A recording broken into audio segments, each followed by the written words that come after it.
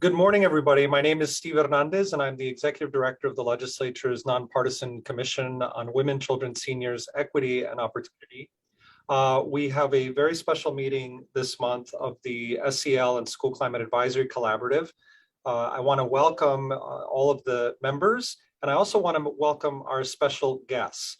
Part of our strategy and legislated strategy of the collaborative is to hear from communities what they are learning, experiencing, what they are doing, or what they feel they're doing right, but also challenges that they may be facing in communities in honoring both the statute and the spirit of social and emotional skills building and building positive school climates in their schools. So today we have special presentations from Westbrook Public Schools and Windsor Public Schools.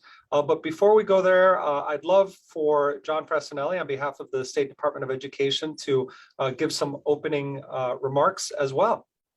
Hi, John. Hi, Stephen. Thank you so much for that introduction, and welcome everyone. Thank you for joining this morning. Just briefly want to say on behalf of the Commissioner, we always want to hear from students. We always say, not about us without us, and the student voice is always important in all matters involving education, and certainly in social emotional learning and student well-being. So excited to hear from our panels of students this morning. Thank you. That's great. Thank you, John. And I just want to mention, just to set up the two presentations. There's an opportunity here that we're offering you, and that you have graciously accepted, and I think the other members really will as well, which is the opportunity to inform the legislators and leaders right before the beginning of legislative season. And what you've learned and what you teach us today will really help frame the rest of the conversation that we have today. So with that, I want to welcome firstly Chet Bialeki and your team from Westbrook Public Schools. Welcome, Chet. Good morning. We're from Westbrook High School, and before you is our student group, a teen leadership school climate group that began about 5 or 6 years ago, focusing on school climate. Over the last 2 years, began the path with social emotional learning in our entire district. And to start is Krista Blackie. Good morning, everyone. It is an honor to be here today. We are from Westbrook High School in Westbrook, Connecticut, and part of a social emotional learning student incentive that began over 5 years ago through school climate practices in our teen leadership classes. We believe in working with students as resources for positive SEL outcomes, and our administration has given us the opportunity to do so throughout our district. This morning, you will hear from my classmates some of what we feel is essential in all schools in order to provide the emotional security that has been so negatively affected through this COVID phase. All too often, decisions are made for students, and today I hope to share with you ways that decisions can be made with students to enhance social emotional learning in public schools. The path we share hasn't been easy, because much of what we believe needs to be done had to get started with our own research and investigation. There is no easy answer to enhance social emotional learning without hard work and commitment. Westbrook may be on the smaller spectrum, but what we present to you today is designed for any size school district. We have found as students that are more involved in the SEL process, the more genuine are the responses and positive outcomes. We thank you for this opportunity, and to get started, I'd like to introduce my classmate, Emily Downey.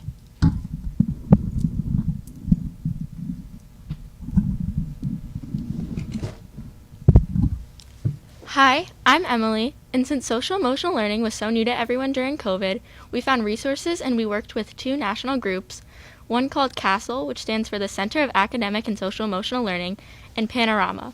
We learned a lot from these agencies and were partners in our school district, introducing and organizing their offerings to teachers through presentations. We conducted 3 different surveys for students, teachers, and parents based on Panorama Social Emotional Learning Questionnaire, which measures students' mindsets, behaviors, and attitudes that might be related to success in school and beyond the classroom. This was new to our teachers since teaching practices up to now did not formally need to focus on social emotional learning activities. The 5 competencies of CASTLE became a focal point for our teacher goals and objectives. Those 5 competencies are self-awareness, self-management, social awareness, responsible decision-making, and relationship skills. We found that when teachers embedded practices into their daily curriculum, students' engagement increased dramatically. We also initiated a survey for students asking about the classroom time, and it was overwhelming with students' wish to focus for a small part of class time on issues unrelated to course curriculum but related to their personal feelings and growth. This helped so many students coming back from the COVID virtual experience.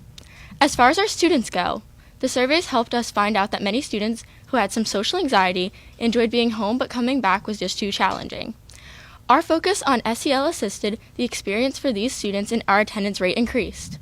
Castle and Panorama became a well-known term in our school, and we introduced links to our teachers to websites with lessons and videos that our staff used to guide them. COVID was a difficult time for everyone, especially when it came to education. When we were in school online, most students, including myself, felt more distance from my teachers than ever. It was difficult to be able to have a good connection when we were all just trying to figure out our academic tasks. The SEL activities that we were introduced create a bridge of success for our return. Once we saw the success at our school, we moved to presentations to our elementary and middle school teachers, as well as all the students, which you'll hear more of this morning. Now introducing my classmate, Emma Bransfield.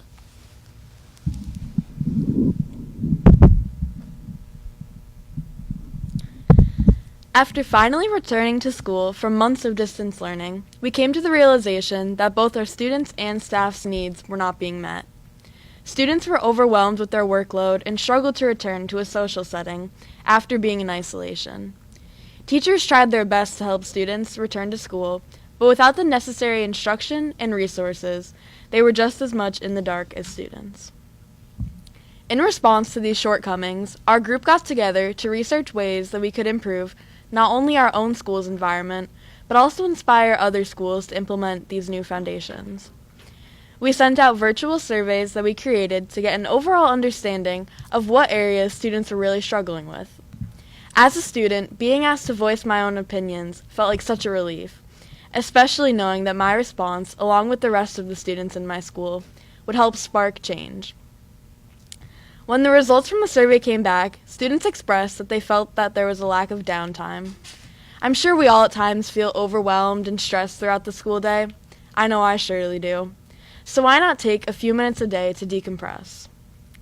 Through organizations like Castle and Panorama, we were able to discover 3 activities that can easily be adapted to fit any school's needs: leading questions, check-ins, and icebreakers.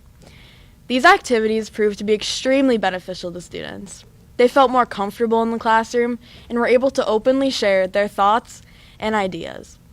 Connections between both students and teachers improved, and most importantly, the students felt heard. Even by sharing something as simple as how their day is going, it provides them with the reassurance that their teachers care about how they are feeling. Coming from a student, these activities have completely changed the classroom environment. Students are willing to put their phones down and actually look forward to this time where they're able to decompress, voice their thoughts, and enjoy making connections within the classroom. Our hope is to encourage teachers and other districts to put forward effort into building these connections with their students by using activities like leading questions, check-ins, and icebreakers as daily teaching practices.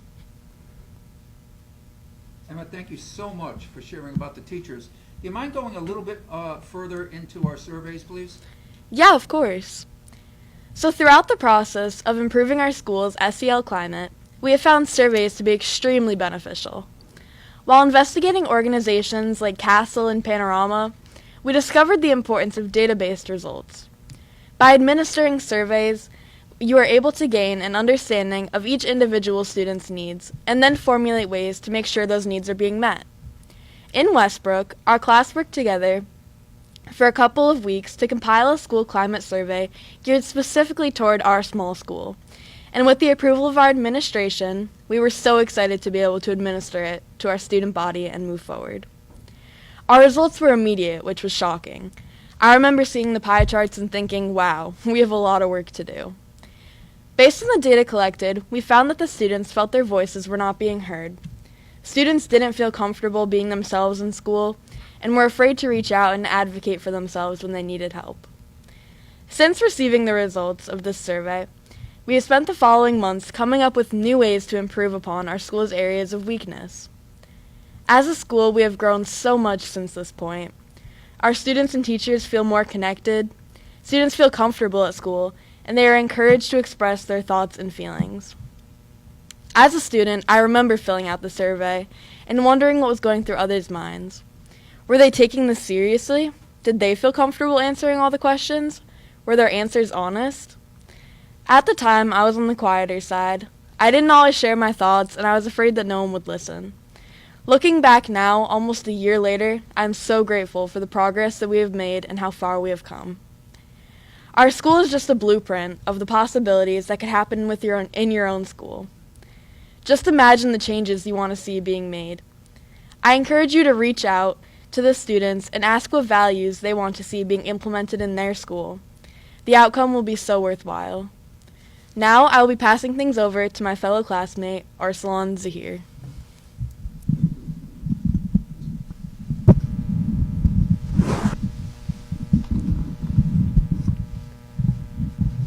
Hello, I am Aarslan Zahar, and I am newer to the program than some of the others here, but I realize how much of an impact the surveys and presentations have made on our school's environment and the students. Through the surveys and teacher presentations, the school has become a more comfortable place for students to come and learn.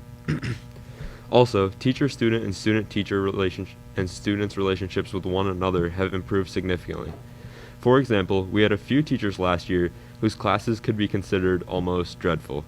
Students would show up, open their laptops, and get straight to work, and there would never be any social interaction between the students and teachers, and other teachers would overload work, disregarding the constant work other classes were giving. I was in many classes with some of the other students in this class, and we have discussed how difficult it was to learn and understand in such work-based, stressful environments. This year's teachers have learned from the surveys in which students expressed their displeasure and the presentations which explained not to overload students with work and to develop some sort of connection with the students. Many students, including myself and others present, have expressed how we now enjoy coming to school because the teachers have created interactive social assignments and a comfortable environment. We have one teacher who teaches a class which we were told is mentally exerting and overly stressful. We were told not to take the class because all the teacher cares for is work. But we have taken the course this year, and the teacher has created interactive activities, relationships with the students, and he asks us if we can manage the workload. If we cannot, we renegotiate the amount of work or due dates. Most students look forward to these classes and are comfortable with sharing their answers, right or wrong. And they are comfortable discussing subjects with their peers and teachers, as the teachers encourage participation and comfort. Thus, this allows students to work efficiently and enjoyably. For this reason, we ask you to implement teacher presentations and student surveys in other schools which regularly keep track of the feelings of students, and these teach teachers how to encourage students, rather than putting them down.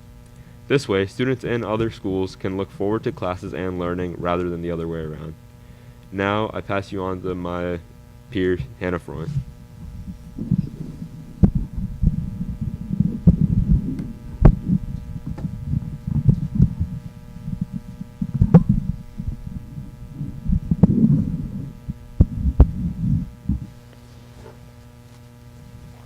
Hello, my name is Hannah. With all the SEL endeavors we have taken on over the past 1.5 years, we have felt it necessary to reach out to elementary and middle school students to show them some of the skills that we have benefited from the Castle and Panorama programs. At the elementary school level, I think teachers always have an SEL focus, however, it has become more transparent as a curriculum. Our second step program at that level addressed many of the SEL trends, but what they were missing was the personal contact and the connection from older peers. We looked at the foundations of Second Step and created both virtual and in-person presentations, where the elementary students were engaged and embraced the opportunity of meeting with high schoolers. We focus on empathy and kindness. These hands-on presentations are helping teach the students about the importance of SEL learning and how to incorporate it into their daily lives. I remember a Play-Doh activity where we asked the students to create an emotion about what they were feeling, and a little girl shared a heart, expressing the love for her mother and father. She went on to say that her mom was in the hospital, and she had not been able to see her, and she had missed her dad because he was always visiting her at the hospital. No one in the class knew about this, not even the teacher, and the awareness that was raised was absolutely incredible. She was then comforted by her class and her teacher. These are the types of SEL interventions that we take on and has proven very successful. These activities also allow the students to share their emotions without directly talking. We are demonstrating SEL learning at a young age to show how it changes how they act. It also helps some of the younger peers open up about issues occurring, and our group helped the students find and prepare to vocalize their issues. In the end, the students felt more comfortable with each other and their environment. In the future, we ask you to give these types of presentations in other schools to emphasize the importance of students' voice in social emotional learning and how much it can improve the classroom and even the home life of the children. Now, on to Leticia.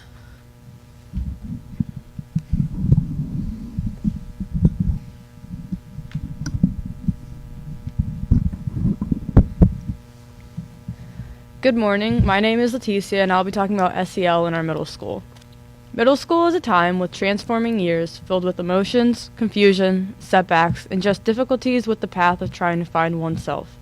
One of the biggest issues we all found as we were going through these times is to have a voice at that age to make a difference, not only to help ourselves, but to help others as well. So much peer pressure takes place to the point where academics are not even a consideration on certain days. We found a path to give students the license and know-how to gain a voice and make a difference. We did this by modifying a college focus on the 3Ds that are nationally used on campuses and moved it to a different approach for middle and high school students.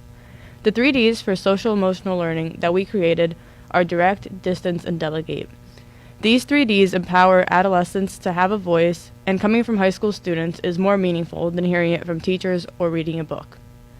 An alarming number of the middle schoolers said that they had either witnessed or been victim to an act of bullying or a situation similar to bullying. We felt it is important to address empowerment at an early age so bigger problems do not develop. The 3Ds are a proactive approach to a major issue in every middle school across our nation. If colleges do something similar nationally, we strongly feel that we should adapt and start the trend in middle and high schools. What is more social emotional learning than to empower students in dealing with their emotions and the emotions of others? And now on to Piper.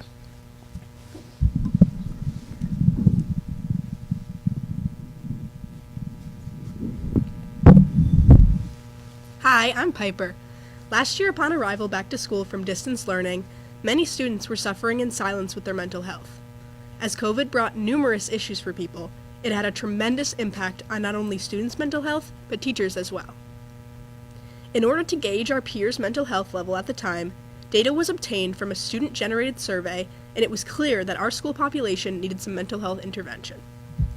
We researched a program titled BeThere.org and found that it was student-based and followed counseling protocols. Reaching every classmate virtually through our advisory groups during school, our class presented a 45-minute session on the 5 golden rules for helping somebody who may be struggling with their mental health.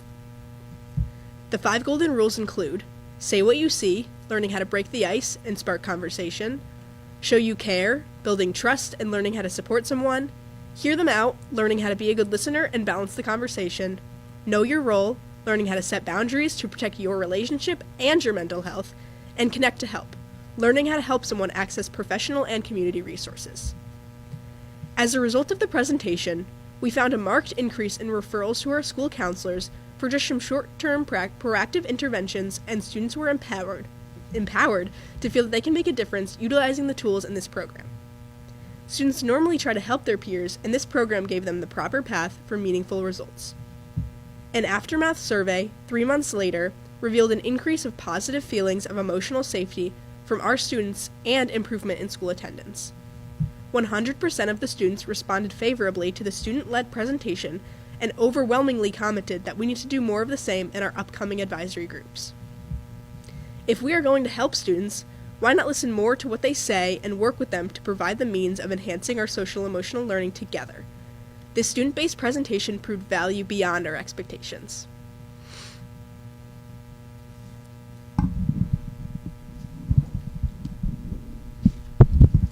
Thank you, everyone. Please know that we are able to share any or all of what we've been doing with your school districts.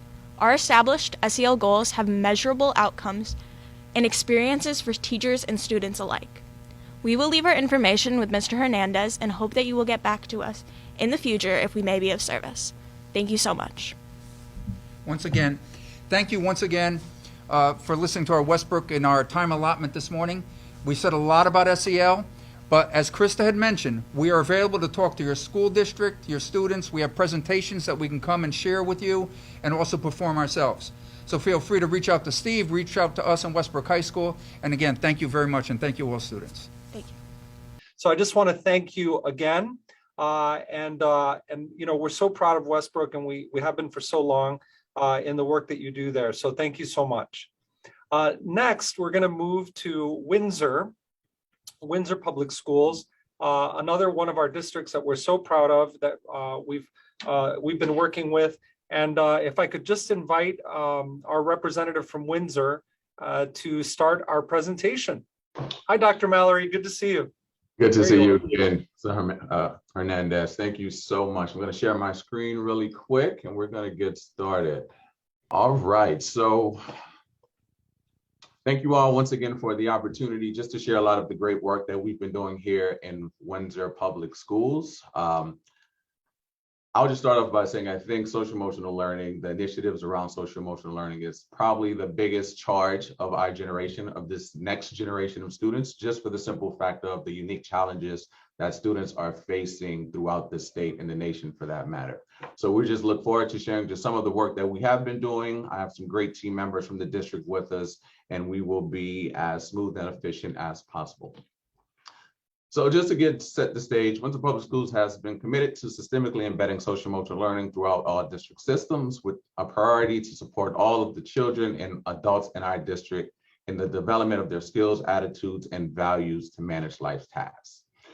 Quick fast facts, this is a superintendent initiative. So a little bit of my background, the past 12 years of my career has been centered in higher education, with the bulk of that being at the University of Connecticut. When I saw the implications of the global pandemic and the impact that it was having on students, and then the initiative that Windsor Public School had began to spearhead, I decided to make the transition out of higher ed into K through 12 for the mere fact that I understand the challenges that students are having, but the reality is that there's been no time in human history that I would argue within public school or just in education in general, where there's been a global pandemic that has literally reimagined and reframed and put everything that we have known and students have known at an immediate halt, in addition to the height of the technological advances in social media and digital media platforms out there. So being that I knew this was a superintendent initiative, I knew that this was a unique opportunity to not only integrate and infuse the work within the district, but also to start collecting amazing data around the development and opportunities for students around their social and emotional development.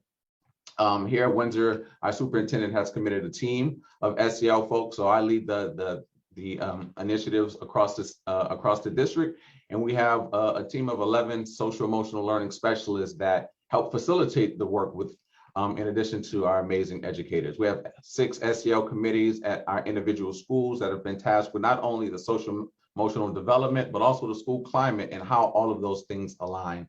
And then the most important part that has been amazing is collecting the data around our students to ensure that we can understand where they are on their social emotional curve, but then also how can we support them with targeted interventions at the tier 2 and tier 3 level. So our first priority has been creating a roadmap to high quality SEL and ensuring that it's developed. So the way that I've been doing that, and we've been doing that here in the district, is conducting a robust SEL audit at every organizational level to support the phased implementation, integration, and sustainability of high quality SEL program. So what does that mean? We took a scan, right? So how can we, from our instructional practices, our social emotional support, behavior support, extracurricular activities, our adult social emotional skills, how do we take an audit and assessment of everything throughout the district and align them to social emotional learning competencies in a way to make sure that if we're trying to achieve social emotional learning at a systemic level, but also ensure that we're impacting and inspiring our students in a robust manner? How do we take assessment of everything that we offer throughout the district, starting at the district level down to our individual school levels, to ensure that we understand the implications of what is being available, but then also how do we align it to to social emotional learning competencies in a way to ensure the growth of all of our students. And then after we take scan and assessment of that, then What's our go-to, our implementation? How do we implement and put together a plan that strategically achieves all of the different goals that we're trying to achieve for our students, centered around social emotional learning, which has been incredible for us, because that's not only our student-led committees that we've been able to form, our SEL academic clusters, our SEL programs.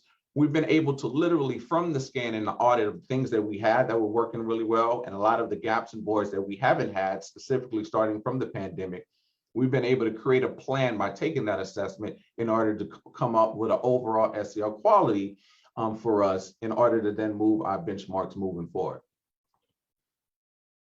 Our second priority has been, how do we collect data around that? We've been blessed to be a part of the CSD's cohort 1 around aperture education and assessing student social emotional skills. As of this year, we have 90% of our students assessed. And what has been amazing about the data that we've been able to collect from this data of screening and scanning our students' social emotional skills is then we can target our intervention. So if you look at this quick graph that I was able to capture from the data that we were able to take during rating window 1, we noticed that there's a significant need for our kindergarten students. Well, based off of being able to assess our students in that data, what are the implications of that? We know that our kindergarten students, most of those students, even in pre-K, elementary, and even some early educational opportunities, those were halted. Why? Because of the pandemic. So by being able to assess the students, we've been able to put targeted things and interventions in place to ensure that we're helping them around their socio-emotional skill sets.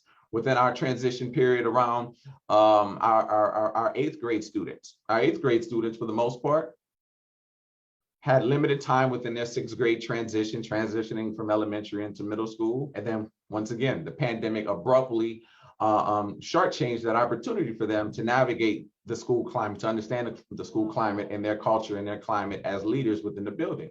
By being able to assess that data, we've been able to significantly help and impact our students around their social emotional skills. And then as we can see from our high schoolers, our 9th and 10th grade, once again, our students, our 9th and 10th grade has been the biggest need initially prior to us assessing them, because once again, the pandemic, these students had not been into a school building for 18 months. And then the transition from a smaller middle school population into a larger high school population that we have here in the district, they struggled. Wow, I'm going from a school climate of 400 to 500 students to now over 1,000 students in a classroom building. How do I fit? How do I navigate? How do I understand my social and emotional skills in order to be a better student and achieve academically?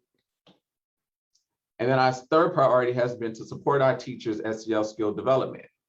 At the beginning of the year, we charged all of our educators throughout the district to commit. What is going to be your teaching commitment around social emotional development and social emotional skills? And I won't go through all of this for the essence of time, but we've had some of our educators. I commit to make a conscious and intentional effort to model social skills required to be successful in an academic environment. One of the most important ones that has been throughout the district, and a lot of educators have also co-signed, I commit to social emotional learning by supporting and loving my students even on their bad days. You know, as we heard from the amazing students from Westbrook, there's been a lot of challenges that students have suffered. You know, there's been so many students who have lost family members, friends due to the global pandemic. That translated and has transitioned into sometimes academic disengagement, emotionally being unavailable. Having our teachers to recognize that because of their heightened social emotional skills and their commitment to social emotional development. And then by understanding that, hey, my students are normal, my students are human, my students are going through something that has never happened in most cases throughout human history based off of the pandemic, I can extend a little bit more grace. I can try to understand and be emotionally available to them in ways to ultimately help them achieve academically. So with that being stated, that's just kind of a little bit of how we organized and planned ourselves around the district that I've been tasked. And I have a couple of colleagues with me just to kind of explain this a little bit at their specific schools and how it's been able to translate and transition and impact students. So I'll start with one of our SEL specialists, Mr. Morgan.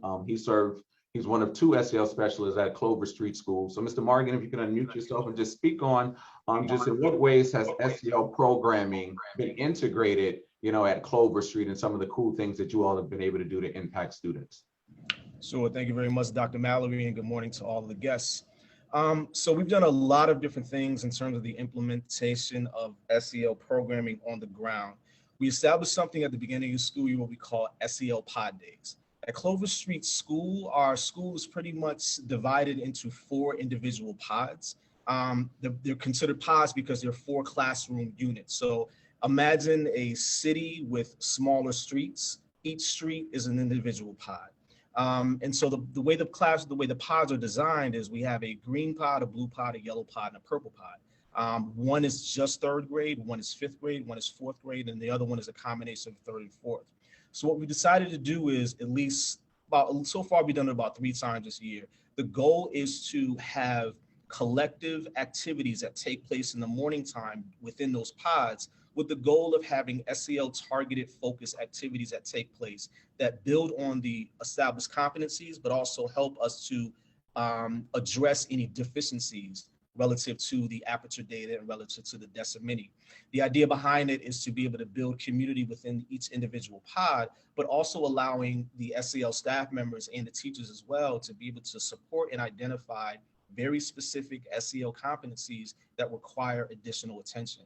And it's something that's been extremely successful. We've done stuff around pretty much every single SEL competency you can think of. The most recent one we did, how to manage your emotions, how to manage anger, how to deal with conflict, how to deal with challenges. So it allows the students and the teachers to be able to, like I said, do these specific activities that help build community within that individual pod, but also allow the consistent implementation in the language, because we really think it's important that the students hear the language on a regular basis of what the SEL competencies are, but also more importantly, how we can actually go about utilizing the CASEL framework, but also making sure that the students have an understanding of how to manage those different SEL competencies. Also, we've established we have a morning broadcast that are anchored by our lovely 3rd through 5th grade students here at Clover Street. And what we've done is we've taken the entire school year and we divided it into 2 to 3 month blocks that allow us to have a specific targeted SEL focus every couple of months. So we started the school year off. We began obviously with building relationships, because of course it's the beginning of the school year. We have a lot of new students. So the goal was for the months of September and October, every single morning that the broadcast takes place, the students themselves would actually give information on how to build relationships relative to that specific SEL competency. So like I said, we divided the school year off into different sections. We switched over into social awareness. And so social awareness is our targeted SEL competency for January and February. For November and December, it was self-awareness. For March and April, it's going to be self-management. And for May and June, it's going to be responsible decision-making. This also allows us to establish a variety of touch points. So every single morning for about 3.5 to 4 minutes, every single student in the school is able to hear this broadcast and they're able to hear information relative to that specific targeted SEL focus. Also, we have comm corners.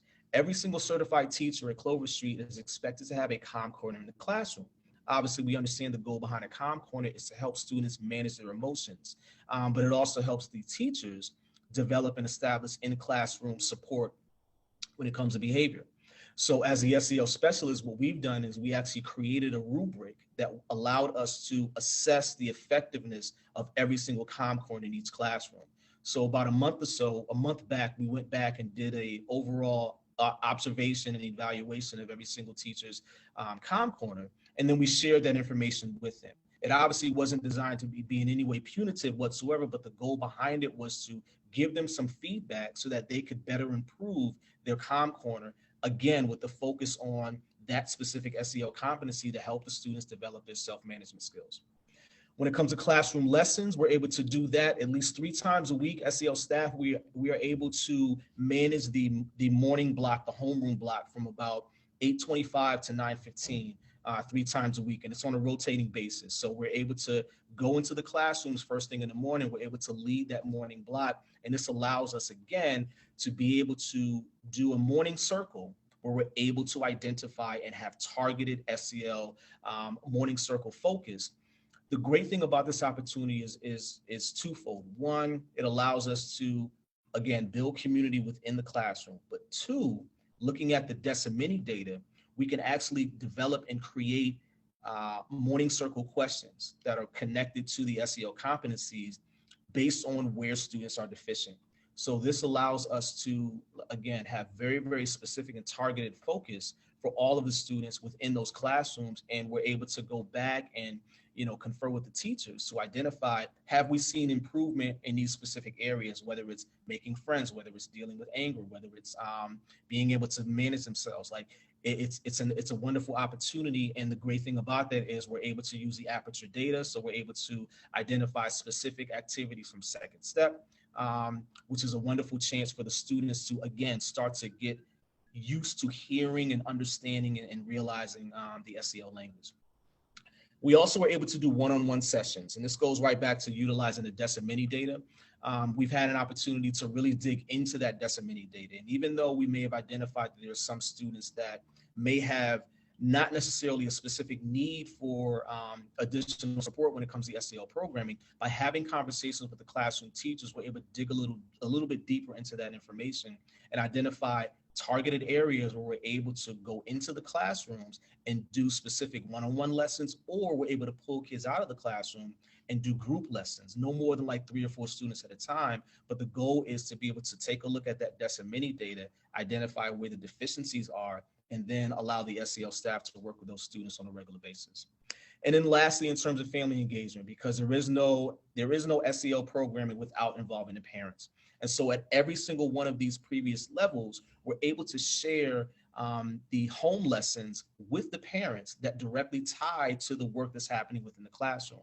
And then one thing that we're going to be planning in the spring is we're going to have an event, an SEL family event that's going to allow all of the parents to be able to see how SEL programming is demonstrated in the school, and then how they can take those same lessons and reinforce them with how they're able to support their students at home. So these are just some of the different ways that we're able to implement SEL programming on the ground at Clover Street. Thank you, Mr. Morgan, for sharing that powerful reflection at Clover Street.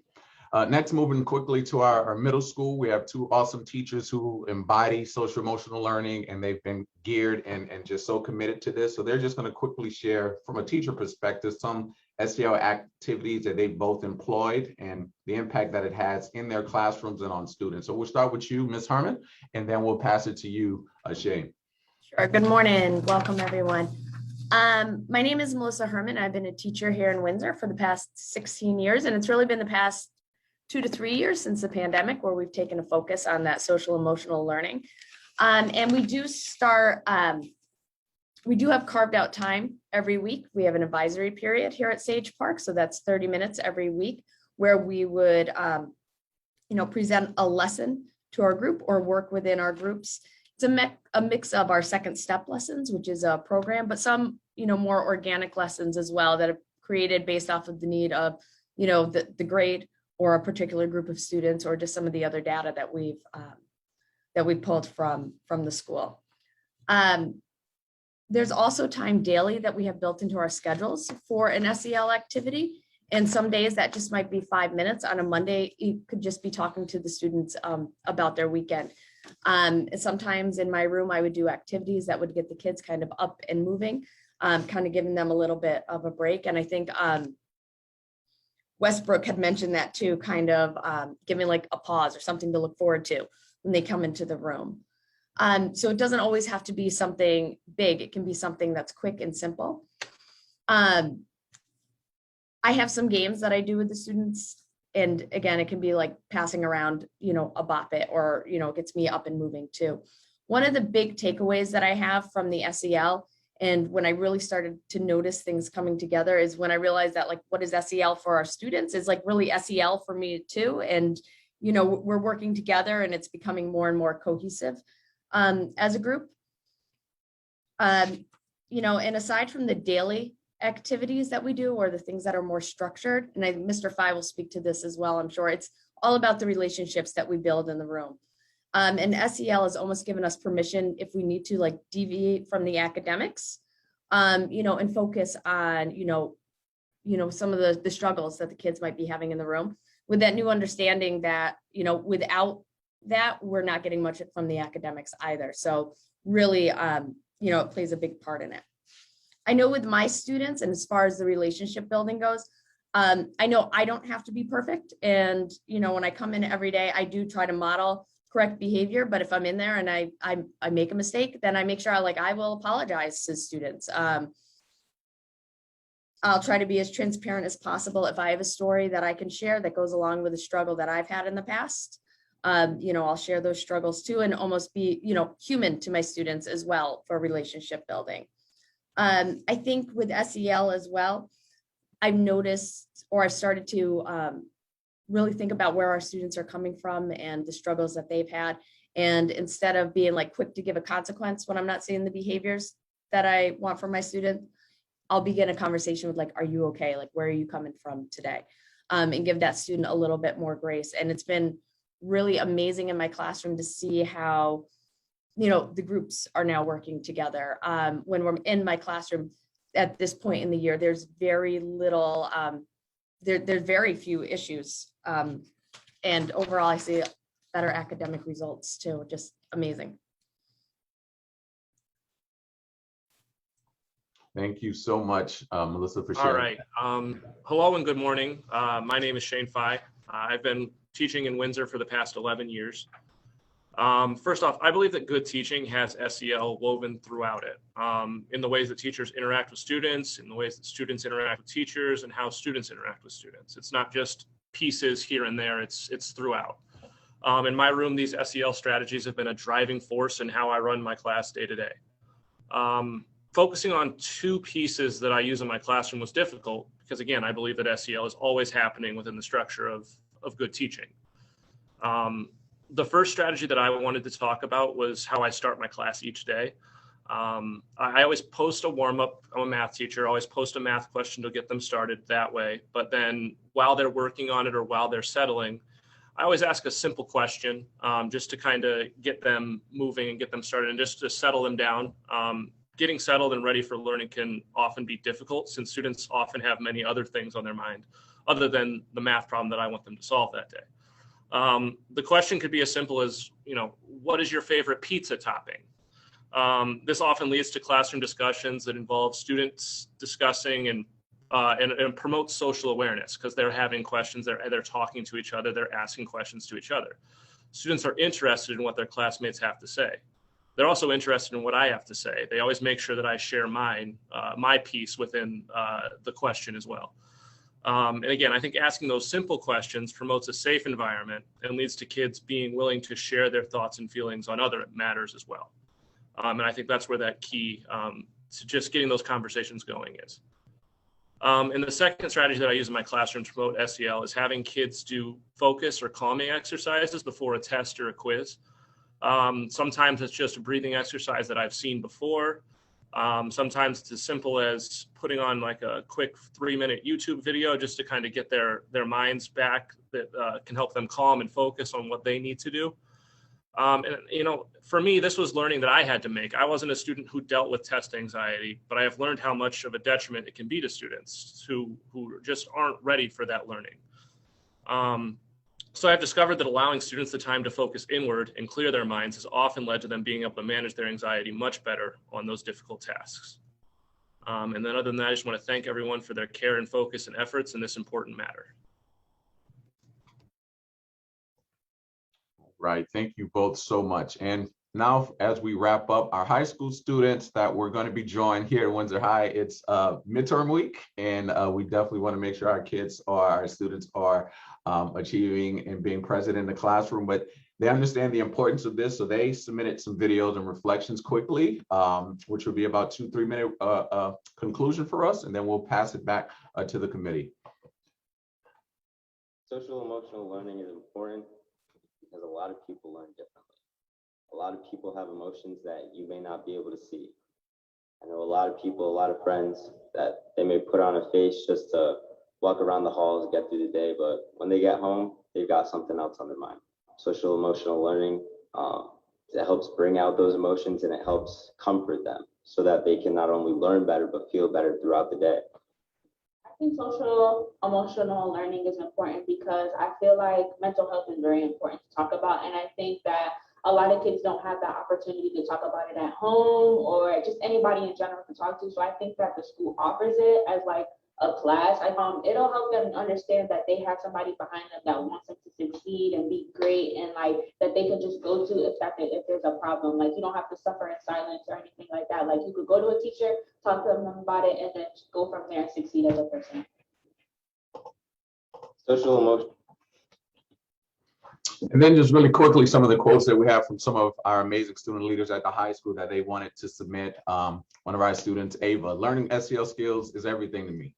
I now understand that I am really good at maintaining good relationships with people. I like to make sure that they're okay. And whether I'm at school or in the community, I'm aware that I have very strong relationship skills. And this is a credit to our just amazing advisory lessons that, we've been committed to here in Windsor, every week throughout the academic year. Another one of our students, Elena, I'm a very observational person. Along with observing others, I also observe myself, my actions, behavior, thoughts, and emotions. I'm always in tune with myself, which is why I would consider self-awareness my strongest SEL skill. Learning these skills should be mandatory for all students. Some of our other students, Kirandra, my social emotional strength is definitely social awareness. At school or out in the community, I've learned to take my time to understand those of different backgrounds, ethnicities, and races. With this knowledge, I'm able to empathize with them and can help them fight their struggles as an ally. Our student school board representative, Ms. Taylor Falatico, learning self-awareness skills has been crucial to my success. All I do now realistically is self-reflect. I'm constantly thinking about what I need, who I am, what I need to do in general to be happy, to be healthy, etc. And I simply value the idea of checking in with myself on a more spiritual and intellectual level. So these are just some of the student reflections. For the essence of time, we had about 40 students who submitted, so we tried to condense that number for the presentation today. And just our final recommendations, we truly believe that there should be support school districts and educators by providing measurement tools. Aperture for us, the Aperture SEL assessment has been monumental for us, and we definitely are looking forward to continue to use that data and assessment to assess students and support students. And then professional learning opportunities for educators to better support students. And then recommendation 2, to simply build capacity for the implementation and integration of SEL in schools and at home by enhancing, promoting, and disseminating SEL resources throughout the state. So thank you all for our time. Sorry we ran a little bit over, and thank you once again. Thank you, Dr. Mallory. First of all, thank you so much to both Windsor and Westbrook for your excellent presentations. We often wonder, is this possible? Is it relevant? Is social and emotional skills building an important part of learning and teaching? And you showcase that it really is. And the way that you've done it, both from a leadership perspective, but also including student voice, is just really powerfully telling, especially in the context of the last couple of years and everything that we've learned. You kept repeating this word grace, which to me really resonates, I think, with the response that so many of us want to encourage and to build among every face in the school and in the day of the student. And then there was this other thing, which is, this real focus on telling the story and paying it forward, which is so powerful. I'm wondering, I'd love to have some reflection from some of the members of the collaborative. There's a question here. Firstly, can you address parent pushback on SEL? You mentioned the importance of including parent and community, but I'm wondering whether you've had some pushback on your approaches. And this question, Dr. Mallory, could be for you and also for Chet. Go ahead, Dr. Mallory. Thank you so much for the question. So honestly, we have not received any pushback from parents as of yet. A lot of our parents, they just want more education around the things that they may or may not have time to address and have discussions at home. So we've been able to provide access to resources for parents. One of the things that I think parents have appreciated around, just the social media rise and the TikTok challenges that continue to be pervasive throughout the state is, how do you have social emotional conversations with your student at home? Is that practice? And we've had a bunch of SEL family nights, And we pose the question to parents. What do you know about the social emotional skills that your student possesses? And do you have debrief questions with your child as soon as, they come home from school or at the dinner table? And a lot of them was like, I've been so wrapped in my world or work, oftentimes it's, hey, how was school? And, oh, it's good. But I didn't know that it was crucial and critical for me to model SEL skills at home, but then to also debrief and find the 5 to 10 minutes to check in with our students. And a lot of our parents, prior to the new year, our last SEL event, we had December 12th or something of that nature. Parents came up to us and said, you know what? By me checking in with my student, I didn't know that my child was being bullied on social media and was having depressed, and that was having them academically disengaged. I had no idea because I wasn't asking the question. So a lot of our parents are open and welcoming to the idea of it. They just want more education and to be empowered and equipped with the skills and tools for it. So no issues thus far here in Windsor Public Schools around that aspect. Dr. Mal, thank you so much. And Chet, if you have a response to that, if you would unmute. If not, there's another question that's coming up on the chat. The preciousness and the value of time, and also balancing the academic requirements that so many of our really adults in the space are held to, including leaders and their production, including teachers and their teaching. So how do you balance, the rigor, the requirements of rigor? How do you provide time for these important interventions and relational building blocks? What do you do in that regard, Dr. Mallory?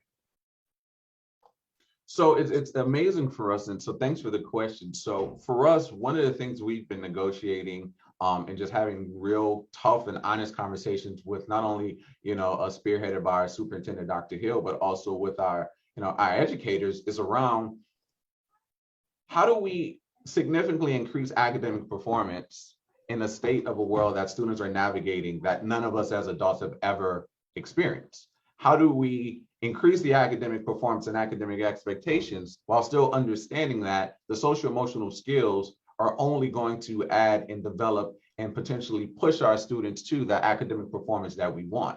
But if we are just saying it's solely about the academic performance, which is very important, and we all want the data, we want all our students to transition and to be healthy and productive citizens, but we also are empowering our educators, and I can have our educators, Melissa and Shane, speak to that a little bit more if they want to, but understanding even within their instructional practices, that it's okay to deviate from instruction around the social emotional skills, just so they can make sure that they're in tune and their kids are locked in. Because if your kids are not locked in, even if you're delivering the academic instruction, the reality is that it's just going to be a dead lesson for that day because they're not buying in. There's something emotionally that has them unavailable.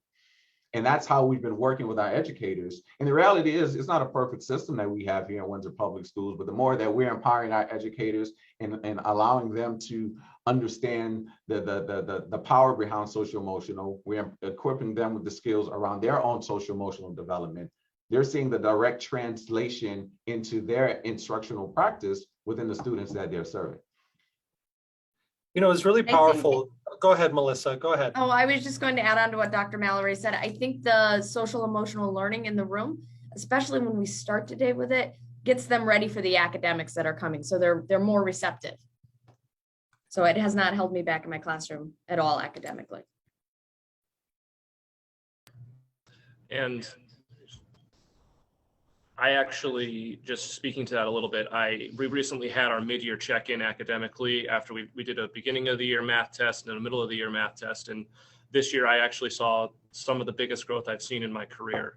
And a lot of that has been because we've focused so much on making sure the kids are where they need to be when it is time for learning. This is really great. The fact that we have a math teacher and a language arts teacher, we often ask, is SEL time over at high school? Is it time to now focus on the other core curricula and the other core questions of learning? But what you're showing us is that those two things continue. The academic and the social and emotional skills building continue together into high school and into adulthood, as we know. And then the other thing is, what's your favorite competency? One of your students said, what their favorite competency was. That's such a great concept. The fact that kids are understanding that these are developmental skills, critical skills, and they're falling in love with the skill set, right? It's like being in love with algebra. I mean, it's really exciting to see. So, so again, I want to thank you for your presentations. There's a lot to learn from our districts that are doing this, a lot to learn from the districts that are doing it well, but also a lot to learn from the districts that are struggling. We're going to continue to highlight our districts as we move through this legislative season, because I think that's where the real story is to be told. So many of our leaders here in the collaborative are bringing those stories to us as best they can, but it's always best to hear directly from the lived experience of educators, of leaders, and of students on the ground. So thank you so much again to Westbrook and to Windsor for your wonderful example. And please stick around so you can hear some of the conversation and maybe join in. I'm wondering if there's any reflection right before we go into some of you I know have signed up to share the substance of some of your recommendations. But if there's any reflection on what you've heard today, you've been talking in the chat, but from our schools, anybody want to comment, particularly our leaders? Joanne Freiberg, you've raised your hand first. Thanks, Steve. And it's really great to hear from school districts what's going on. I watched the chat, and I think that there's a comment here about not every school or district has the luxury of pushing something in terms of programs. And we've heard a lot about that this morning. And I think it's important to know, and let me share an analogy that has come up since the last time we had one of our collaborative meetings. And that is to think about a game such as basketball and the court and what it takes to play the game. There are certain rules of the game that the ref will not allow you to play unless you're within the right court, you have the right number of people on your team, on the field, and so on. I like to think of working this way to further, I like to think of social emotional growth as opposed to a thing and a program, but to achieve social emotional growth, safety, make sure that academics are moving forward and so on, we have to be playing in the right playing field.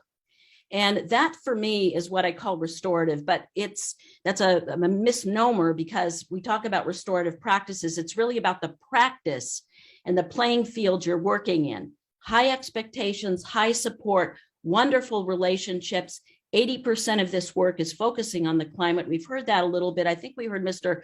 Fye talk about relationships and what he does in the day-to-day. I know that there's been some training in Windsor in the past around restorative practices. And I would just hope that people don't lose sight of what has to happen in the day-to-day and how we're playing and how we're treating students and how we're treating colleagues and the high expectations we have, because all of academics can well be filtered through the lens of relationships. Just one simple example, and then I'll give the floor to somebody else. If, Mr. Fye, you're teaching math, if you teach a direct lesson, instead of having every individual student do a practice problem at their desk, have them pick a partner or two partners, people they haven't worked with before. And I realize this is tough in a time of physical distancing, but I think we can still make it work, because if students are working together on solving a problem that traditionally they might do by themselves, you are not only allowing them to learn the skill, but you're also allowing them to problem solve together, to work on relationship building and so on. And so from my perspective, we really need to focus on the environment, the playing field, the climate we're working in to achieve these goals, because so many folks do not have the luxury of engaging in a program. And so I will just throw that out there. Thank you so much, Joanne. Jocelyn, I see you've raised your hand.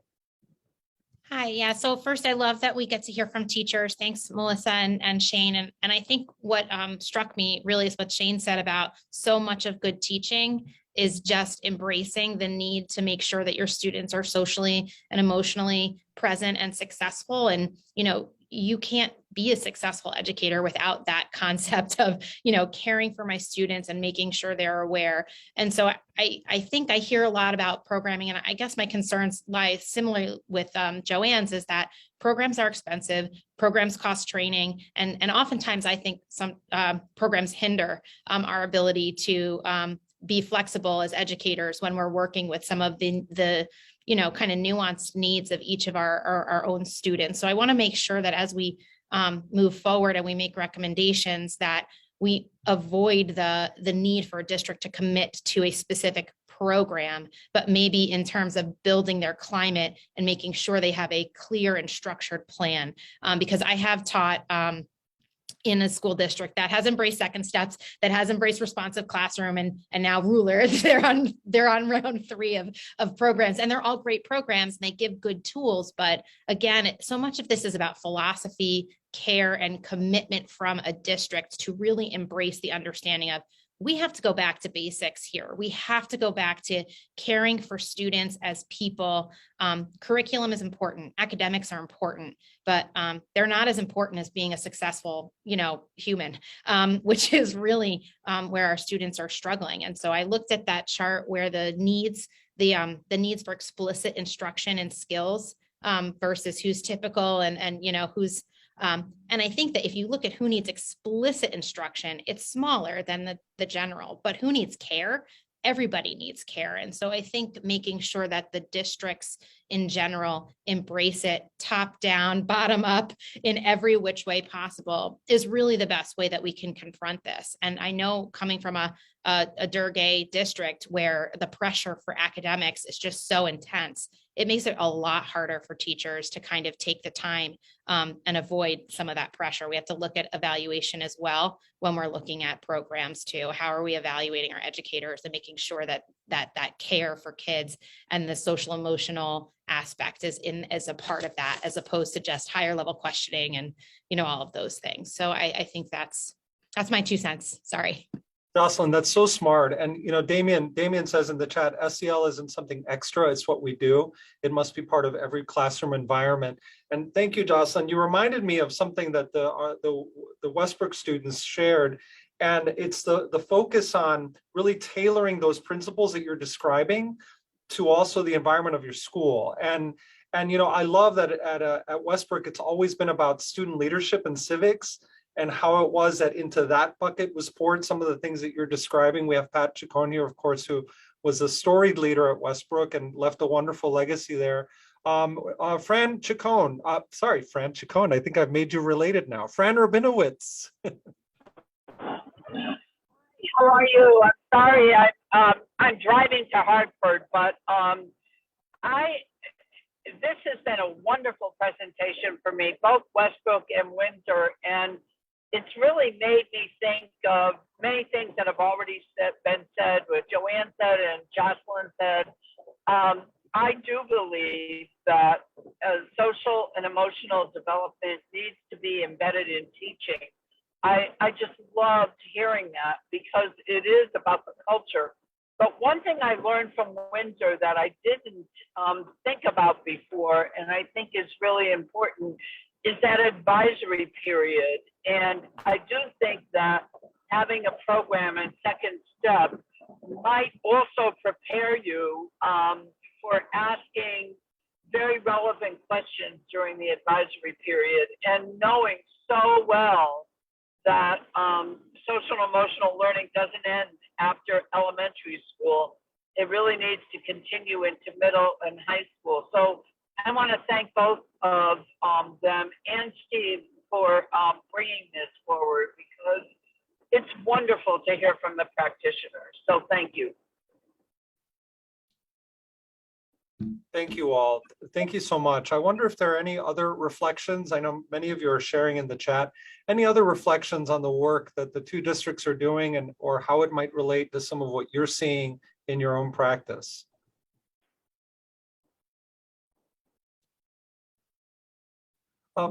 Is that you raising? Are you raising your hand, Kathleen? Representative Yes. McCarthy.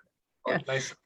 Thank you very much, Steve. I would just like to add quickly my comments, how much I really appreciated the presentations today from both school districts. And particularly hearing from our students.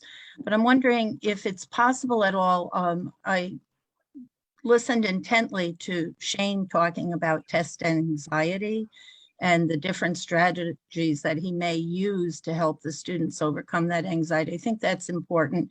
And then also, I did appreciate the comments about, is SEL supported by everyone today? And I will have to say, and I'm pleased to hear that in East Windsor, they have no issues, but we do hear others hear about resistance. And I think it comes in some regard from some of the parents that may not understand fully the benefits of SEL and the correlation between not only having the child feel calm and safe in the school environment, but also being ready to learn, and how there's this direct correlation with academic performance and our students' mental health well-being. So if he could share maybe at some point, maybe not right now, but at some point, with what are some of those strategies that are used. I certainly would appreciate that. Thank you, Steve. Thank you for that. And I know that several members of our collaborative are going to be submitting recommendations in written form. They've already informed us of that, Kathleen. So, and then our schools as well. I'd like to invite our schools to our districts to share with us what some of their communication strategies have been with families. I think it's critically important to understand that if we don't have an infrastructure of communicating with our families, we can't expect our families to actually know what we're talking about. And that's so critically important. Melvet, not to put you on the spot, but there's always a parent communications and a parent leadership strategy that buttresses a lot of this work. I wonder if you can reflect on that a little bit.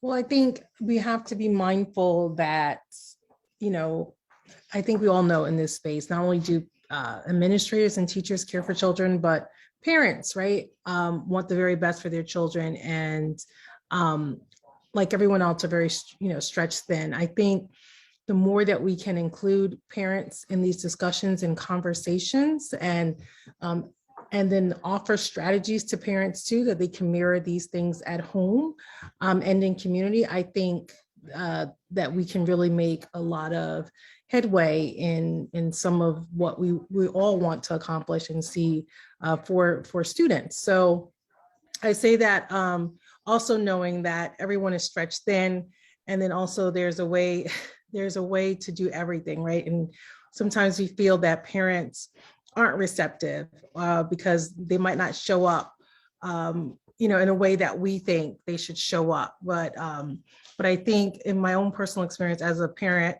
and as a grandmother, even in the midst of being overwhelmed in life and in the midst of a pandemic, my heart still goes for students, right? And not just for those in my family, but for others. And I'm always looking for strategies. I always want to know better so that I can do better. So I would just apply that lens in the context. What I heard here today, especially from the students, was really good information, and also the commitment to do this work and really find ways that we can share this knowledge more broadly, but also, with empathy, understanding that it's hard. And I appreciate all that, you all are doing, Dr. Mallory, and all the speakers today and our students. I really appreciate what you offered so that we can go back and reflect and see how we could take some of these learnings to our community. And the other thing I would say in closing is that it's not just in the school environment, but it's also at home and community, right? Because if just doing it in school, then that is just happening in school, right? It has to happen in the home, and it has to happen in community and other spaces. So thanks so much for letting me share, Steve. Thank you, Melvet. And then for those who are interested, right here in the chat, we're also going to include this in a link on the broadcast, our links to DESA resources and also Aperture DESA parent portal as well, so that parents can see how they can get engaged. Thank you, Amanda, for that, Amanda Pickett. And now I'd love to move to Patrice McCarthy. Patrice volunteered to share some of their thoughts on recommendations going into the legislative season. Thank you, Patrice. Thanks so much, Steve. Good to be with all of you virtually. And I think it's particularly interesting that CABE has limited our legislative priorities with respect to the fact that it is a short legislative session to just 4 issues. The first being support for social emotional learning through professional development for educators, resources for students, parents, and community members, as well as an expanded pipeline of mental health professionals. Because I know we're all seeing a concern with students who are in crisis and nowhere to be able to refer them in a timely manner. Our second priority is to remove the cap on the special education excess cost grant, which again does relate to a lot of the behavioral issues that some of our students experience. And third is supports for increased interdistrict partnerships, where districts are better able to share the limited resources they have. And finally, supporting programs that promote attracting, retaining, training, and hiring educators from diverse backgrounds, because we know that it's critically important that our students see people like them as professionals in their school buildings. Thanks, Steve. Thank you, Patrice. Thank you so much. And that's really thoughtful. You know, it's interesting. We're all honing in on what's important, and you've really done that. So thank you to CABE for sharing your recommendations. We'll be working together on teasing that out, what that looks like throughout session, and also supporting you. So thank you for that. Next, we have Joanne Freiberg. I know, Joanne, you wanted to share some of your thoughts and recommendations.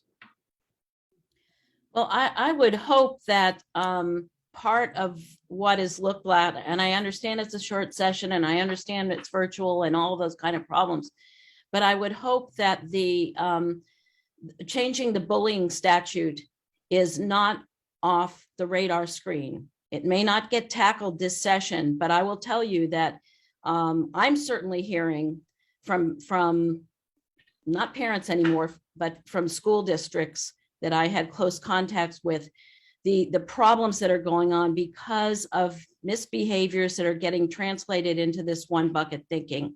And so I have some very, very concrete ideas about how that can be really turned around and fixed after 2 decades of attempts to get it fixed. And I do think that, Patrice, when you talk about the issues around supporting kids socially and emotionally, this fits right into that. And I think it would be a huge step forward if we could consider that as part of that component that you're talking about. And we can talk about that later, but I think that it's not a separate issue. It's front and center and core, because when parents have problems with kids, it's immediately label them a bully. And there's so many problems with that. Unintended, I can write for pages around what has happened, but I would just implore people to consider that and as part of this whole package that you're looking at. Thank you, Joanne. And thank you for really honing in on the important work that we have ahead of us. There is a subcommittee of you who have volunteered to continue to chip away at our existing school climate and anti-bullying laws, as we call them, and to really commit to some of that reform that you're describing. It's much needed, and it's taken us a while to get here now to where we've learned so much and we know what we have to tackle, and it's going to take us a bit throughout these next few months to get it right. But thank you, Joanne, for all of your leadership in helping us get there, and I know you're part of that subcommittee. Damian Morgan, your reflections. I just want to share a quick little conversation that I had with a parent, because I know there was a question about how do we address, some parent pushback. A couple of months ago, during one of the parent-teacher conferences, I was meeting with a parent along with a teacher, and we were having conversations around SEL programming. And the parent indicated, she made it very clear, she said, I don't want my son to be pegged as having self-management skills. And my initial question to her was, well, why? And in that conversation, what I realized is, one, the parent didn't have a full understanding of what self-management was. So I realized that we have to make sure that we focus in on educating the parents as we're rolling out SEL programming to whatever capacity and whatever level it's happening. But also, the other thing she said was really interesting. She said she felt her son was too young to develop his self-management skills. So he felt that it was something that he didn't have to work on until he got to middle school or high school. But then after explaining to her the research behind SEL programming and helping her understand that by front loading more intentionally focused SEL programming at the younger level, at the younger they are, the better they are able to develop these skills moving forward. Then within a matter of minutes, her perspective completely turned around and she was like, all right, Damien, when can you start doing some sessions with my son? So I wanted to share that because I really think it's important that people understand that as we're having these conversations around how do we implement and roll out SEL programming, that we cannot forget about the educational component of making sure the parents, one, understand what SEL is, and two, help them understand that all of these competencies exist on a continuum. And the earlier that we're able to address some of these areas with the students, the better off they're going to be long term. Damien, that's wonderful. You know, just to our parents, and I love that. To our parents, if your instinct is that you want to know more, if your instinct is that you have a question about what's actually happening, what does it mean? What does this mean? If that's your instinct, you're spot on. You're spot on. And your role, your engagement is critical in this as well. So I encourage our parents to ask questions, get involved in any way that you can. And we know that you're busy. We know that you're working. We know that you have things that are happening as well. But that's part of the learning of how it is that we support each other, even though we're all going through tough times and even though we're all very busy throughout the day and in the evening. So how do we support each other? That's the underlying question to the social and emotional skills building. And then figuring out what's your favorite competency is one that I'm going to keep in my mind because the student hit it right on the head. Any other reflections from the members of the collaborative or any of our special guests? Stevens, John Frassinelli, I just wanted to thanks for the opportunity. I just want to thank the panel. Just such rich information. It was just incredible. So my question to you is, you've Mr. Morgan and Dr. Mallory, it sounds like you've got the family engagement side pretty well understood. You're engaging with your families. It sounds like you've got a whole school, maybe a whole district in your high schools, like working together on this. Can you talk about the process to get you where you are? In other words, we know that the value of advisory is making sure that in every class while you're doing that advisory session, everyone's doing it, really robustly and sort of buying into the work that you're doing. So can you talk about, I'm sure everything wasn't perfect right out of the box. So can you talk a little bit about how you set your school up for that success? That's great. Good question. No, thanks for that question. And by no means will I say that we obviously have perfected this, but I think one of the things to Damien's point, and one of the things that we're really keen on, right, working with, I think a lot of times just in school districts, right, the complexities, there's district, there's the school, there's different offices, different different individuals responsible for different things. So one of the things when I was brought in to the district was, how do we draw a line from a leadership perspective? So I have a phenomenal relationship with our director of family and community partnerships. And I had an amazing, listen, I understand and value your work, the initiatives and the aspects that you've been already engaging with parents. This is not a Dr. Mallory thing. This is not, her name is Christina Morales.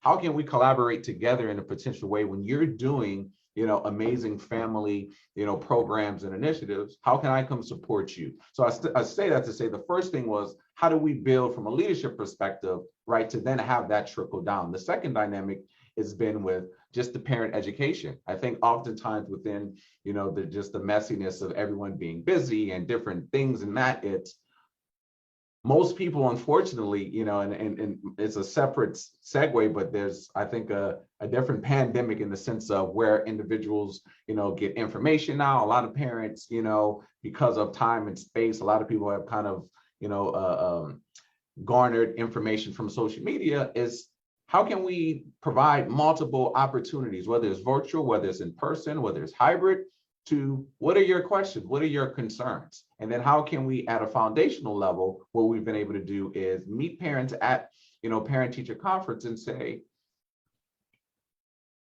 who was your favorite teacher and why? And everyone on this collaborative, I said, who was your favorite teacher I can guarantee that person, in most cases, I'm 99.9% of the time sure, is that it was a person who was well equipped in their social emotional development before social emotional was even a thing. And it never was, well, this person was just easy or this person was that. So I use those different kind of analogies to say with our parents, we're able to humanize, what social emotional is, simplify it for them, and then put the onus on.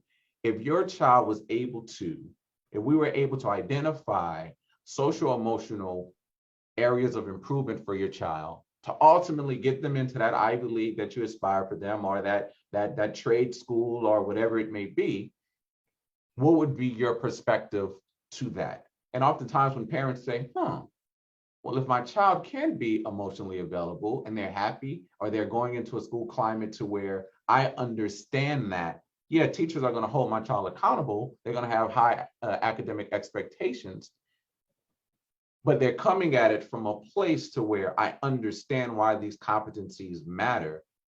When we're able to humanize it and simplify it in that capacity, parents are now buying into it. So that's what we've been able to do at a very consistent place. So the whole point of that story is meeting parents at the parent-teacher conference. We can't expect for parents who have 3 or 4 kids to say, I'm going to show up on a Tuesday or Wednesday potentially for, for this event.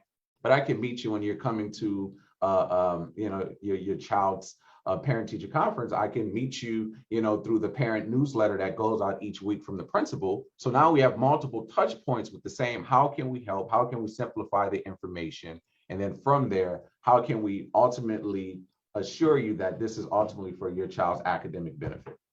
And that's been very successful for us. Thank you, Dr. Mallory, and thank you, John, for that question. I'd like to thank all of you for your amazing presentations and care, and for your grace in leading these efforts in your districts. And also our leaders, you have a big job ahead of you as you enter this next session. But I think that understanding that the reason we're doing this in our school districts and focusing on our young people in this way is because this critical skill set is so important throughout our lives. And they don't stop when school stops. In fact, that's when the real work starts. And I hope that that is evidenced in the way that we can make progress in the halls of the legislature and with each other as we move forward. So thank you so much. And thank you for a great meeting today, everybody. Have a wonderful day.